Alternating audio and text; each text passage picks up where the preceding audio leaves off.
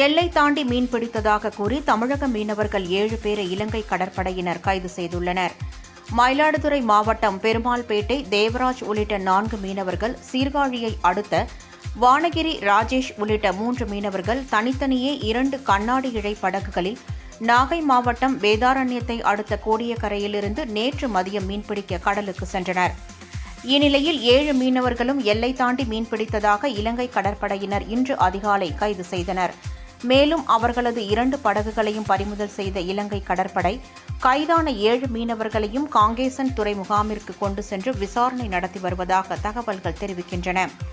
தமிழக மீனவர்கள் தொடர்ந்து இலங்கை கடற்படையினரால் கைது செய்யப்படுவது தமிழக மீனவர்களிடையே பெரும் அச்சத்தை ஏற்படுத்தியுள்ளது. இந்நிலையில் இலங்கை கடற்படையினரால் கைது செய்யப்பட்ட மீனவர்களை மீட்க நடவடிக்கை எடுக்குமாறு மத்திய மாநில அரசுகளுக்கு அவர்களது குடும்பங்கள் மற்றும் மீனவ அமைப்புகள் கோரிக்கை வைத்துள்ளன.